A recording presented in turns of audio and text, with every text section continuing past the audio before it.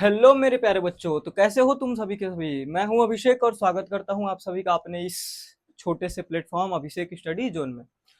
आज हम लोग पढ़ने वाले हैं बायोलॉजी। क्या पढ़ने वाले हैं? बायोलॉजी। और जो आपकी बुक है या आपकी किताब है उसमें बायो जो है वो पांचवे बायो का जो पहला चैप्टर है वो बायो का तो वो पहला चैप्टर है, लेकिन पूरी किताब का वो पांचवा चैप्टर होगा। ठीक है, तो ये जो आपका चैप्टर है बायो का पहला, उसका नाम है क्या? जैव प्रक्रम। क्या नाम है इसका? जैव प्रक्रम। Life process. ROCESSES।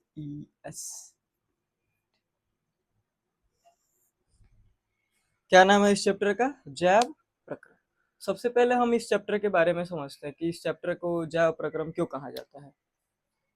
तो हम अगर देखते हैं जैव, क्या देखते हैं? जैव। उसके बाद देखते हैं प्रक्रम। तो जैव का मतलब होता है जीव। क्या होता है? जीव या जीवन। अप्रक्रम का मतलब होता है क्रियाएं या प्रक्रियाएं। क्रियाएं। ठीक है, यानी जीव अपने आप को जीवित रखने के लिए प्रतिदिन जितनी भी क्रियाओं को करता है उसको हम क्या कहते हैं? जैव प्रक्रम। ठीक है, क्या कहते हैं? जैव प्रक्रम। यानी हम कह सकते हैं वे सभी प्रक्रियाएं, वे सभी प्रक्रियाएं, वे सभी प्रक्रियाएं जिसको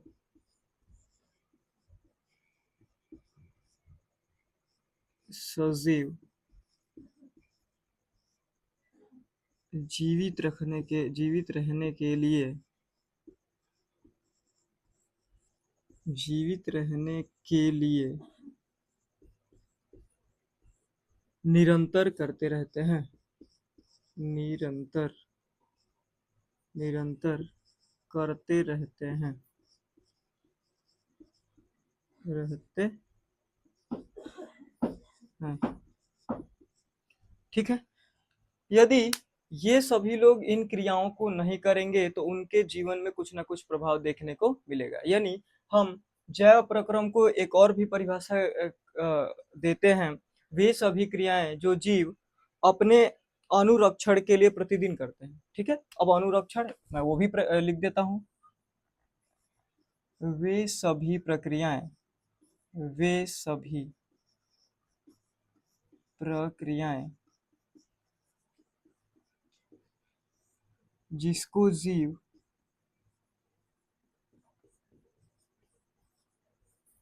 अपने अनुरक्षण, अनुरक्षण, अनुरक्षण का मतलब होता है रख रखाव, रख रखाव के लिए प्रतिदिन करते हैं, करते हैं। ठीक है, यानी वे सभी प्रक्रियाएं जिसको जीव अपने अनुरक्षण के लिए प्रतिदिन करते हैं। अनुरक्षण का मतलब होता है रख रखाव। अब रख रखाव से क्या तात्पर्य है? हम किसी भी चीज को लेके आते हैं या कोई भी वस्तु हम खरीदते हैं तो हम उसका समय समय पे क्या करते हैं? मेंटेनेंस करवाते हैं। जैसे मान लीजिए अगर हम लोगों ने एक बहुत बड़ा घर बनवाया, तो जब घर बनवाते हैं तो हम लोग आप देखते हैं कि हम उस पर समय समय पे सफाई करवाते हैं या सफाई करते रहते हैं। उसके बाद हम उसको समय समय पे पेंट भी करते हैं। ठीक है, बहुत उस पर ध्यान देते हैं। वैसे ही हमारे शरीर में भी जैसे कि जो भी जीव पाए होते हैं, जो भी जीव, अब जीव होते कौन कौन है? तो मेनली सजीव वस्तु है। निर्जीव में तो हमें बहुत ये सारी की सारी प्रक्रियाएं आपको देखने को नहीं मिलेगी। यानी जीव में हम किसकी बात करते हैं? सजीव की। किसकी बात करते हैं? सजीव की। जीवों को हम देखें तो दो भागों में हम बांट के अध्ययन करते हैं। एक होता है निर्जीव और दूसरा होता है सजीव। पहला होता है सजीव और दूसरा होता है निर्जीव। ठीक है, यानी सजीव का मतलब होता है जो सांस लेता हो, जो वृद्धि करता हो, और जो निरंतर ये सारी की सारी जैव प्रक्रम की क्रियाओं को करता है। ठीक है, निर्जीव, निर्जीव का मतलब होता है जैसे ये हमने मार्कर है, क्या इसकी हाइट बढ़ेगी, क्या ये सांस लेता है, क्या ये खाना खाता है, ये क्या ये पानी पीता है। ठीक है, तो हम मेनली कितने भागों में वस्तु जीवों को बांटते हैं, तो दो भागों में, एक सजीव वस्तु है और दूसरी निर्जीव वस्तु, ठीक है।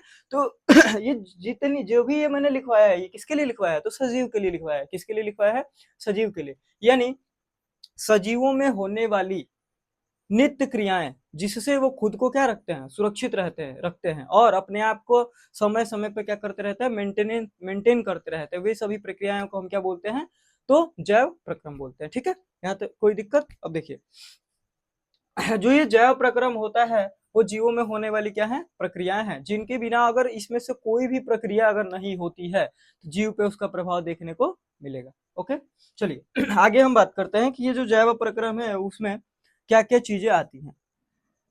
जैव प्रक्रम मुख्य 4 भागों में हम बांटते हैं।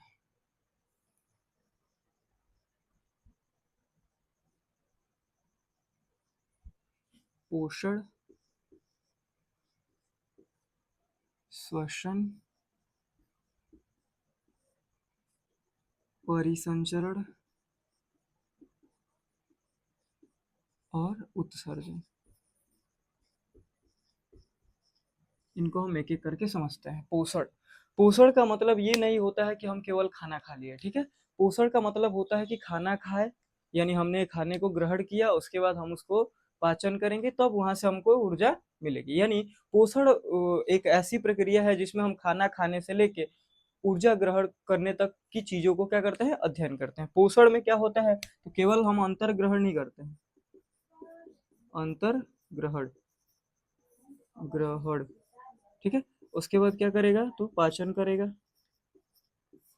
पाचन, उसके बाद वहां से ऊर्जा ग्रहण होगी, क्या होगी, ऊर्जा ग्रहण। और ऊर्जा किस रूप में ग्रहण होती है, तो ग्लूकोज के रूप में। किस रूप में, ग्लूकोज के रूप में।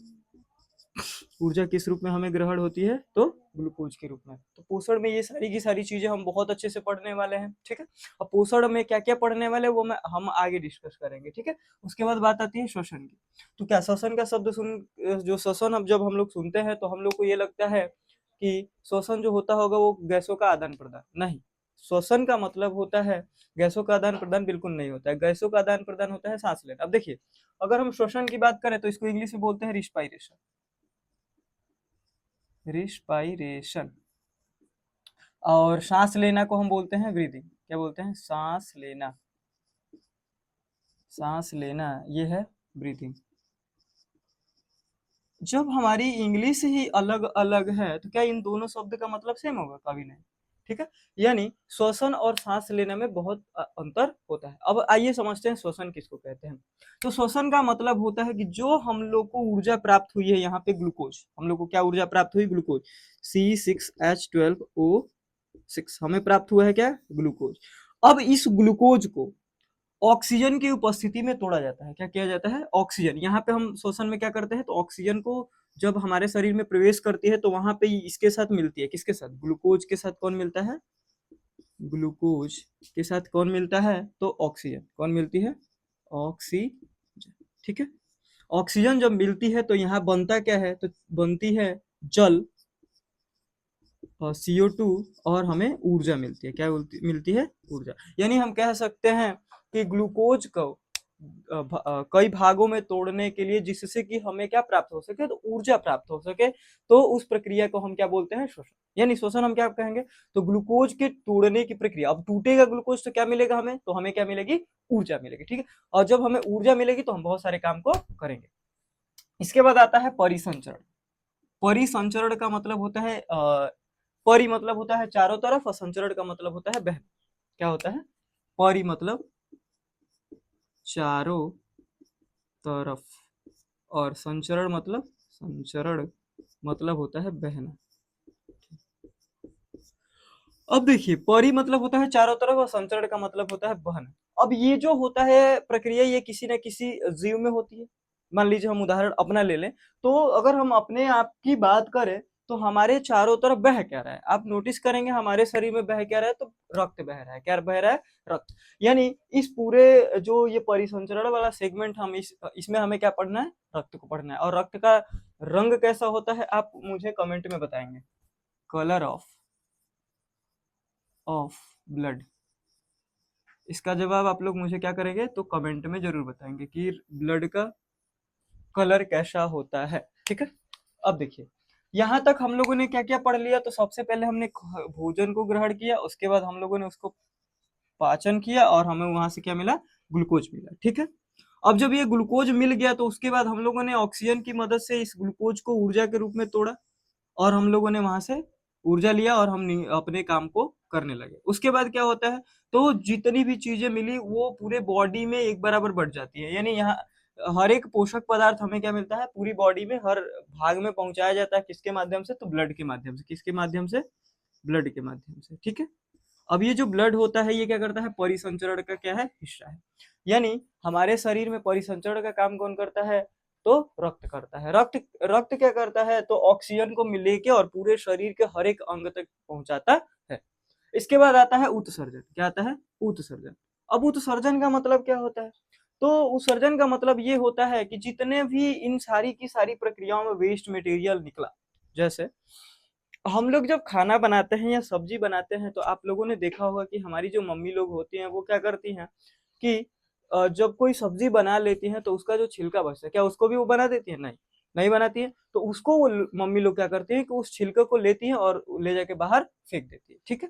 ठीक उसी प्रकार ये सारी की सारी प्रक्रियाएं होने के बाद हमारे शरीर में जो भी वेस्ट मटेरियल, यानी जो हमारे शरीर को हानिकारक या हानि पहुंचाने वाले वस्तुएं हैं या पदार्थ हैं, उनको ये क्या करते हैं, इस प्रक्रिया के माध्यम से हम बाहर करते हैं। ठीक है। अब ये इसमें उत्सर्जन पदार्थ में होते क्या हैं, तो उत्सर्जन पदार्थ में आते हैं नाइट्रोजन युक्त पदार्थ, नाइट्रोजन युक्त पदार्थ क्या आता है, तो इसमें आता है नाइट्रोजन युक्त पदार्थ, जो हमारे शरीर के लिए क्या होते हैं, बहुत ही हानिकारक होते हैं। अब हम लोगों ने देखा कि हमको इस पूरे जैव प्रक्रम वाले सेगमेंट में कितनी चीजों को पढ़ना है। तो सबसे पहले पोषण को पढ़ना है, उसके बाद श्वसन को पढ़ना है, उसके बाद परिसंचरण को पढ़ना है, उसके बाद उत्सर्जन को पढ़ना है। अब हम इसके बारे में मैं आपको थोड़ा सा एक माइंड मैप बताना चाहूंगा कि हम इन चारों चैप्टर्स को कैसे कैसे पढ़ने वाले हैं। चलिए, हम जानते हैं कि जैव प्रक्रम वाला जो हमारा सेगमेंट है उसको हमने कितने भागों में बांटा था, तो 4 भागों में बांटा था। कितने भागों में बांटा था, 4 भागों में। अब 4 भागों में पहला है हमारा पोषण।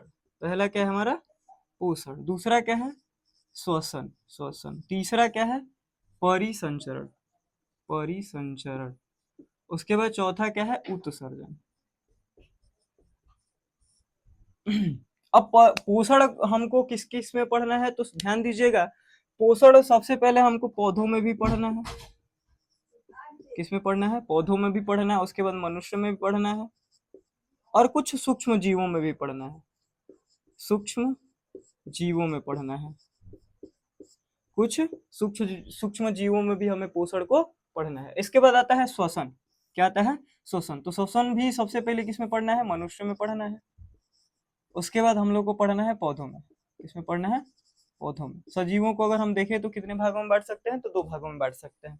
पहला हो गया मनुष्य और दूसरे हो गए पौधे। अब परिसंचरण भी होता है, तो इसको भी किस किस में पढ़ना है, तो मनुष्य में पढ़ना है और पौधों में पढ़ना है। इसके बाद आता है ये उत्सर्जन। उत्सर्जन भी हम लोग को मनुष्य में पढ़ना है और पौधों में पढ़ना है। ठीक है। अब देखिए, हमारा ये जो पूरा का पूरा जैव प्रक्रम चैप्टर है, अगर इसकी हम बात करते हैं तो मान लीजिए हमने इसको मान लिया 100%। कितना परसेंट, 100%। तो ये सारे के सारे जो चैप्टर्स है वो अपने आप में कितने कितने परसेंट का रेशियो रखेंगे, 25%। यानी बायो में आपके सबसे ज्यादा क्वेश्चंस देखने को मिलेंगे इसी चैप्टर से। किस चैप्टर से, तो आपका ये कौन सा चैप्टर है, तो जैव प्रक्रम। अब इसके आगे मैं बात करूंगा जब अगले अपने वीडियो में। यहाँ तक ही यह वीडियो रहने वाला है, क्योंकि इस वीडियो में मैंने बस इस अध्याय का क्या दिया है, तो इंट्रो या परिचय मैंने दिया है। ठीक है। और हम लोग कैसे इस अध्याय को पढ़ने वाले हैं ये मैंने इसमें आपको बताया। अब आगे जो हमारी वीडियो आएगी उसमें हम बात करेंगे पोषण की, और पोषण पहले मनुष्य में बात करेंगे या पौधे में, जो भी पहले आएगा हम उसके बारे में बात कर लेंगे। उसके बाद हम लोग क्या करेंगे, एक एक करके पोषण, श्वसन, परिसंचरण और उत्सर्जन को खत्म कर देंगे और आपका ये पूरा का पूरा अध्याय खत्म हो जाएगा।